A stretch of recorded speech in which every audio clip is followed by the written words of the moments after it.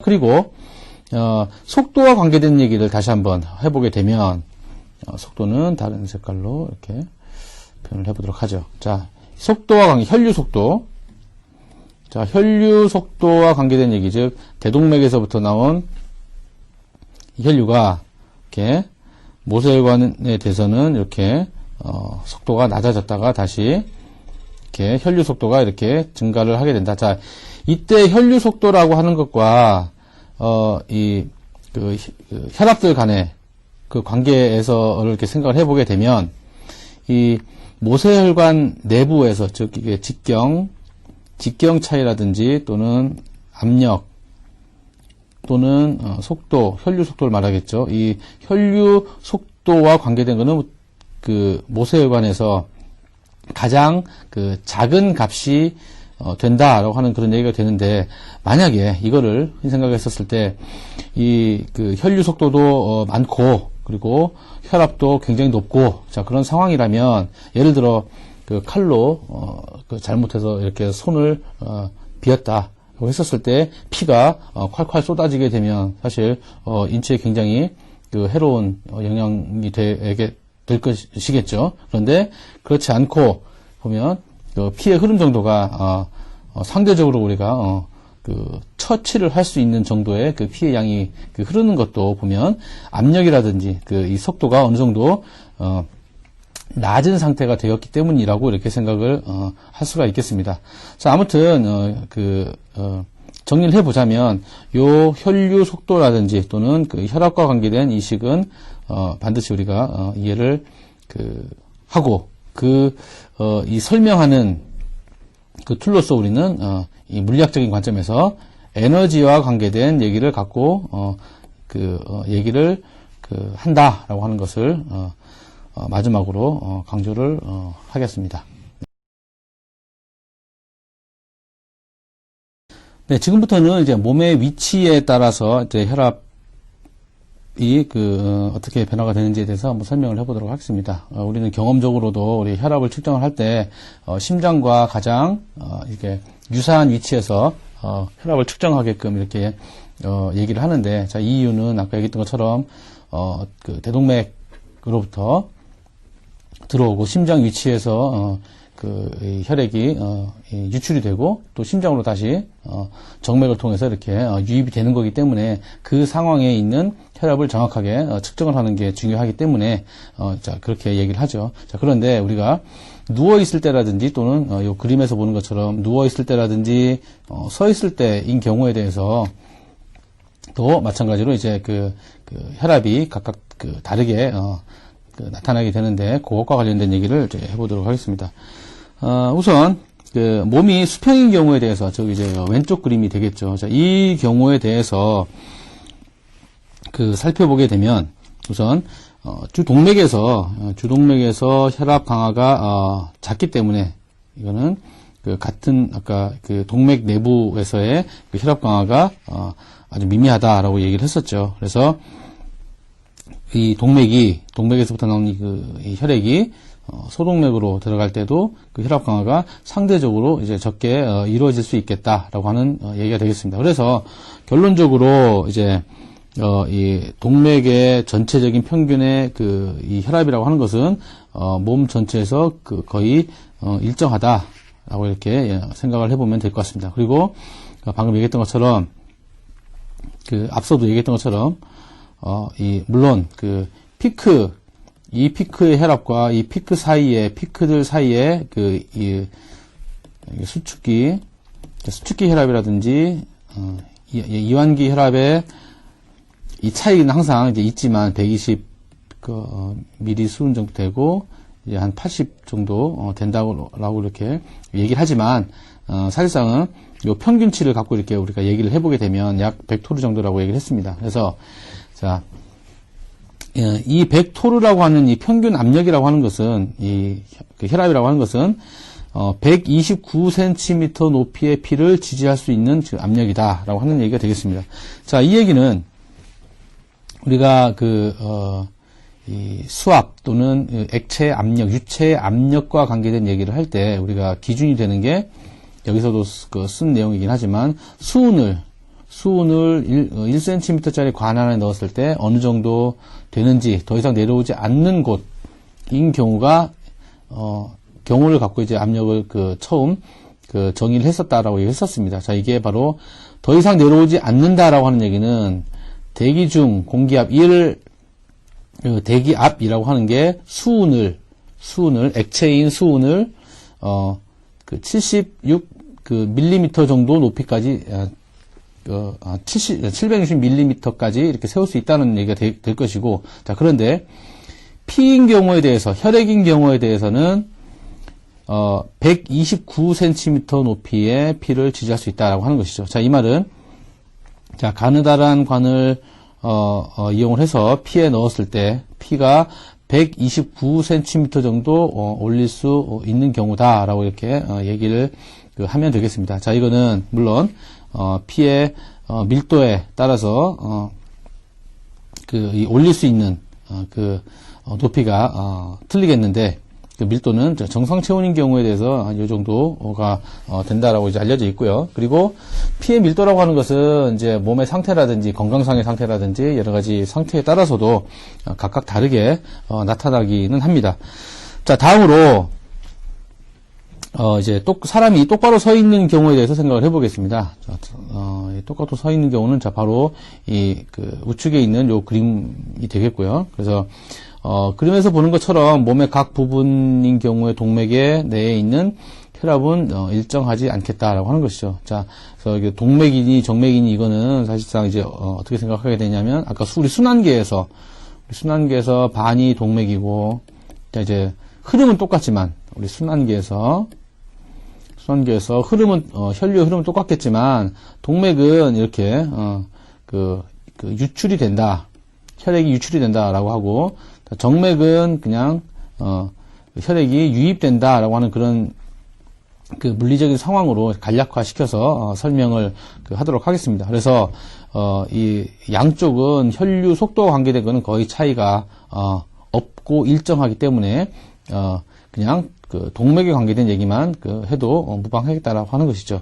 자, 그러면 우선은 혈압이라고 하는 것은 정맥인 경우에 대해서는 아까 얘기했던 것처럼 이제 낮아지는, 정맥인 경우에서는 낮아지겠지만 동맥인 경우에 대해서는 이렇게 혈압이 강화가 될 것이다 라고 이렇게 하게 되는 것이죠. 자, 이게 일정하지 않다라고 하는 얘기는 방금 아까 앞 슬라이드에서 얘기했던 것처럼 대동맥, 그 다음에 소동맥, 모세혈관 이렇게 가는 직경에 의한 이제 혈압의 감소가 아니라 그냥 요 동맥이면 동맥 내부에서의 혈압을 이제 말하고자 하는 것입니다. 지금은. 그래서 당연히 무게에 따라서 이제 혈압의 압력이 이게 차이가 발생을 하게 된다라고 하는 것이죠. 자, 이거는 유체의 압력과 관계된 얘기를 할 때, 그래서 우리가 앞부분에서 유체에 관계된 유체의 일반적인 성질을 얘기를 할 때 무게에 따라서 유체인 경우에 대해서도 무게에 따라서 얼마만큼의 압력이 작용되는지와 관계된 얘기를 한 적이 있을 것입니다. 자, 그거를 참고를 해보면 될 것 같고요. 자, 그것처럼 혈액은 분명히 무게에 따라서 혈압이 차이가 있을 수가 있겠다라고 하는 것이죠. 그래서 우선 예를 들어 보겠습니다. 예를 들어서 심장보다 50cm 위에 있는 머리인 경우에 대해서 이 동맥의 평균 혈압이라고 하는 것은 원래 심장에서의 혈압에 대해서 이렇게 low GH라고 하는, 자, 이거는 우리가 잘 알고 있는 중력장에서의 포텐셜 에너지가 되겠죠. 자, 포텐셜 에너지. 자, 포텐셜 에너지를 이렇게 빼주게 되면, 즉 빼주게 된 약 61토르 정도, 즉 아까 이 평균 심장이 혈압이 약 100토르 정도라고 했고, 그리고 요 50cm라고 하는 요 값을 밀도는 피의 밀도는 여기 있으니까 요 데이터 값과 G는 우리 중력 가속도, 높이는 여기 50cm를 대입을 해놓고 보면, 보면 약 39 정도 되겠죠. 39 정도 토르가 될 것이고, 그러면 평균 100토르에서 39토르를 뺀 61토르가 이 머리에 심장보다 약 50cm 위에 있는 경우에 대해서 이 압력 변화는 자, 이렇게 될 것이다 라고 하는 것이 되겠죠.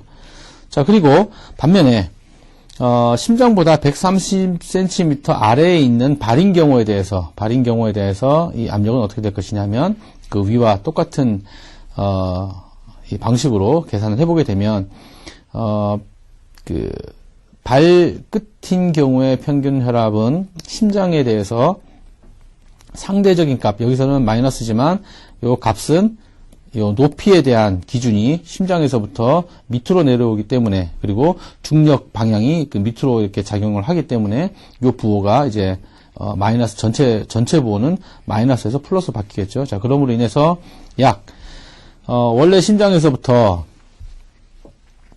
요 위치에 그 혈압이 크기가 약 100토르 정도 돼서 합쳐서 약 200토르 정도의 혈압을 갖게 된다라고 이렇게 할 수가 있겠습니다. 그래서 머리인 경우, 가만히 서 있는 경우라면 머리가 바로 혈압이 더 낮고, 그리고 발이 혈압이 더 높다라고 하는 그 얘기가 되겠고, 이제 이거는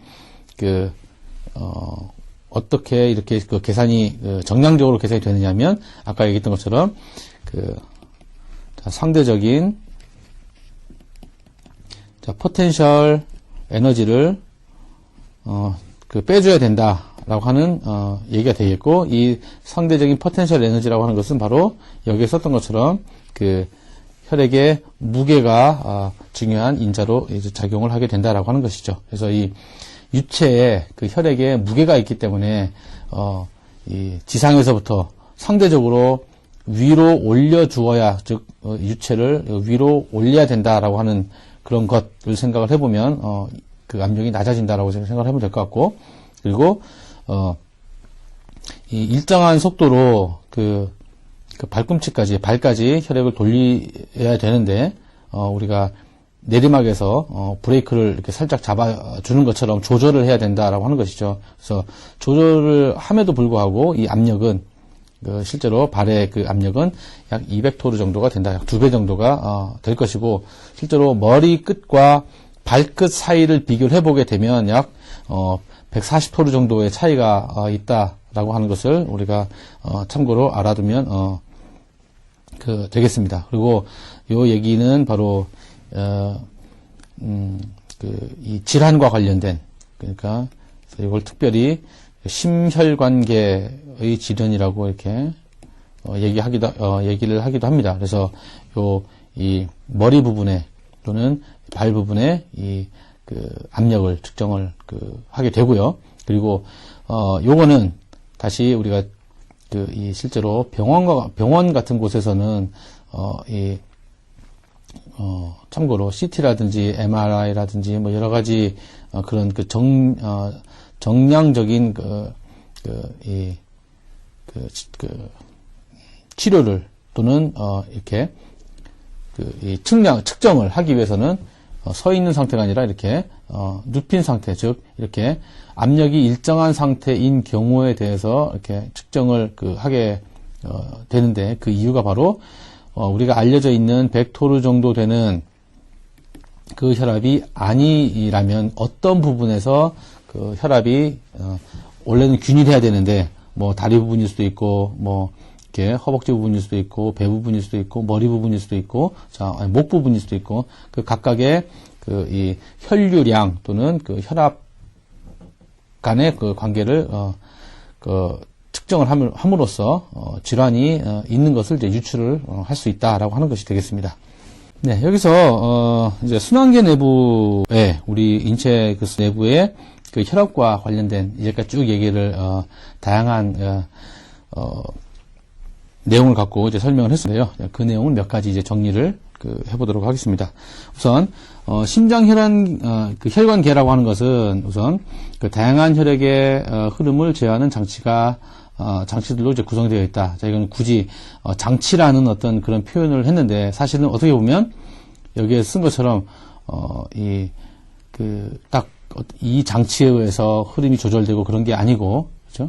아니고 인체 내부의 어떤 호르몬이라든지 아니면 정기적인 신호라든지 감정적인 거라든지 그런 거에 의한 어떤 메커니즘으로 이렇게 이해를 하면 더 쉽겠습니다.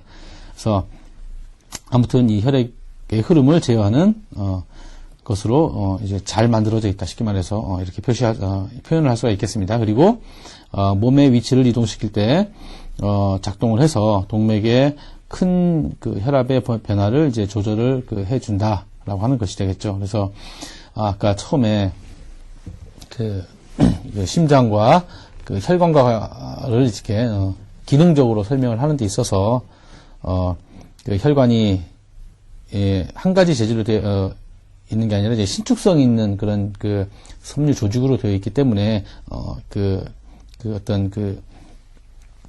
이 섬유 조직들 간의 어떤 자극으로 인해서 직경이 넓어지기도 하고 좁혀지기도 하고 넓혀지기도 하고 좁혀지기도 하기 때문에 자, 그런 걸로 인해서 흐름을 제어할 수 있다라고 이렇게 이해를 해보면 될 것 같습니다. 자, 하지만 이 그 혈압 그 변화를 순간순간 이렇게 이루어지기는 하지만 조절하는 데는 이제 약간의 시간이 소요가 될 수는 있을 것이다라고 하는 것은 그냥 우리가 생각을 해볼 수 있겠죠.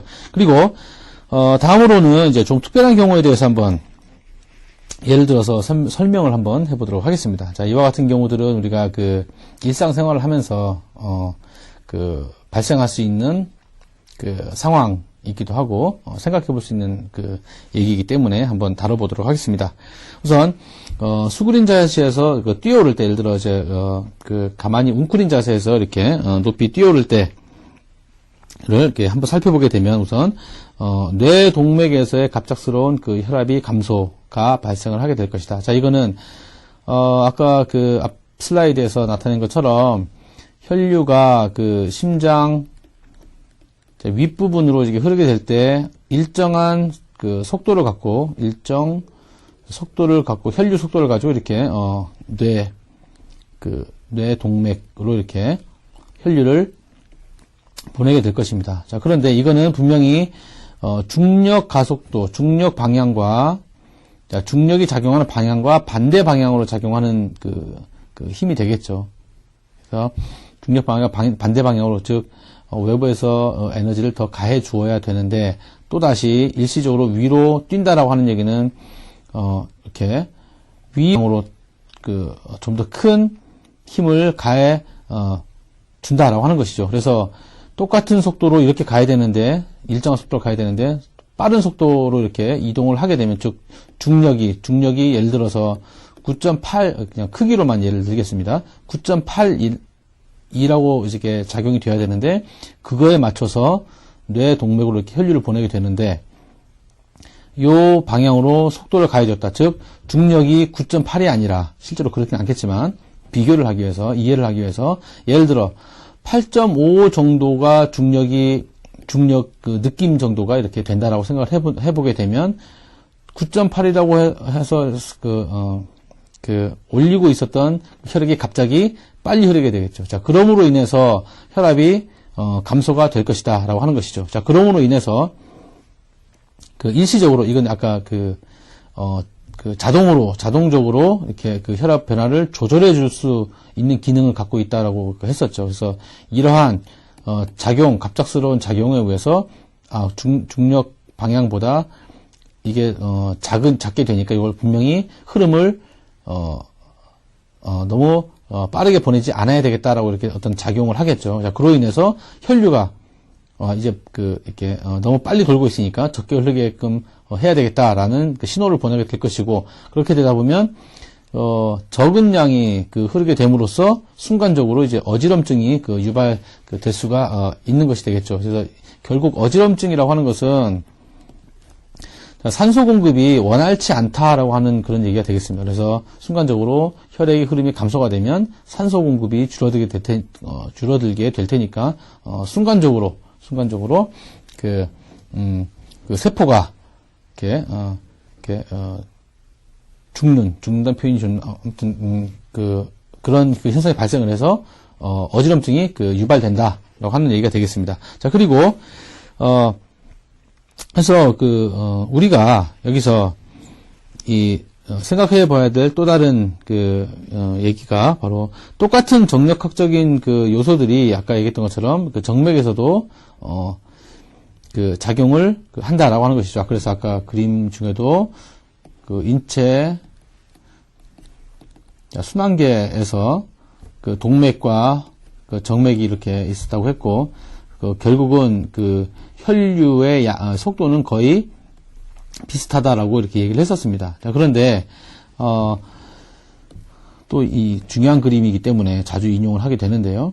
혈류 속도라고 하는 것은 동맥인 경우에서보다 모세혈관에서 낮아지고 다시 원래대로 원래 속도만큼 이쪽이 동맥이고 이쪽이 정맥이 될 텐데, 이쪽에서는 원래 혈류 속도보다 작은 속도가 이렇게 흐르게 된다는 것이죠. 자, 이 말은 바로 혈압도 마찬가지로 이렇게 된다라고 했었죠. 그래서 정맥 혈압이 동맥 혈압보다 작기 때문에 만약에 이러한 이러한 일련의 현상들이 정맥에서 이제 일어나게 된다면 좀 더 심각하게 이렇게 악영향으로 이제 미치게 될 것이다라고 하는 그런 얘기가 되겠습니다. 자, 다음으로 이제 앉아 있거나 움직이지 않고 서 있을 때에 관계된 얘기를 해보게 되면, 혈압은 간신히 이제 피를 발꿈치에서부터 심장까지 이제 밀어 올릴 수가 있게 되겠죠. 그래서 이 앉아 있는 거는 이렇게 꼿꼿이 펴 있는 상태라면 이게 이게 머리가 이렇게 있고 다리가 이렇게 있다면, 여기서부터 그냥 서 있는 상태라면 여기서부터 그냥 꾸준히 올려주니까 이렇게 서큘레이션을 이렇게 시켜주면, 모세혈관으로부터 이렇게 쭉 서큘레이션을 시켜주면 되는데, 다리가 좁혀져 있다는 얘기는, 또는 오래 서 있다라고 하는 그런 얘기는 유체, 우리가 다루고 있는 게 혈액이기 때문에 혈액의 무게로 인한 변화가 있을 수가 있겠습니다. 그래서 혈압이라고 하는 것은 결론적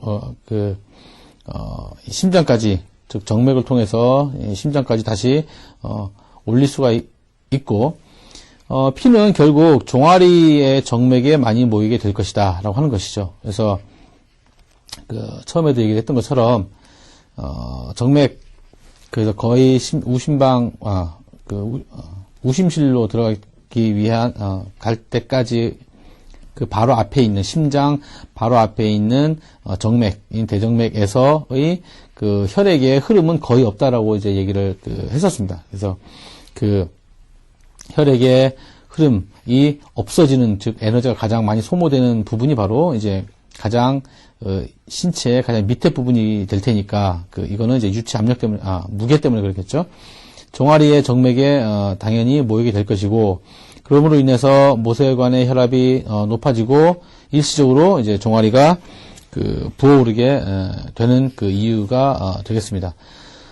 여기서 한 가지 얘기를 더 해보게 되면, 우리가 여성인 경우에 대해서 하이힐을 이렇게 신게 되는 경우가 있는데요. 하이힐을 신게 되게 되면 아까 근육의 다리 근육, 아킬레스건을 포함한 이 다리 근육, 이게 상대적으로 지면에 대해서 아킬레스건의 위치가 이렇게 높아진 상황이라고 볼 수가 있게 되겠죠. 그러므로 인해서 요 회전 각도가 이렇게 우리가 일반적으로 편안하게 서 있는 그 상태가 요 발이고 여기 아킬레스건이고 이렇게 되어 있는 상태, 요 각도보다 큰 각도가 되게 되다 보면 여기 있는 근육이 사실 긴장을 하게 되겠죠. 이 근육의 긴장으로 인해서 모세혈관이 외부 근육의 이게 비대해짐, 즉 근육이 팽창을 하게 됨으로써 모세혈관이 상대적으로 좁아지는 어떤 그런 현상이 발생을 하겠죠. 자, 그러므로 인해서 좀 더 하이힐 같은 걸 신지 않은 경우보다 혈압이 좀 더 높아지게 될 것이다라고 하는 얘기가 되겠죠. 그래서 여러 가지 그 종아리 붓는 거라든지 이게 상대적으로 남성에 비해서 많이 이런 질환적인 호소를 하고 하는 그 사람이 많은 여성에서 많은 이유가 바로 이런 이유에서도 볼 수가 있겠고, 또 이 하지정맥류라고 이렇게 이런 질환이 있죠. 그래서 이와 같은 경우는 마찬가지로 이 힐을 많이 신거나 또는 이제 여성인 경우에 대해서 자주 발생을 하는 걸로 이렇게 알려져 있는데요. 자, 이것도 마찬가지로 이 모세혈관 내부에 이 종아리에 있는 피의 상태가 일정하지 않기 때문에 발생되는 질환이라고 이렇게 설명을 해볼 수가 있겠습니다.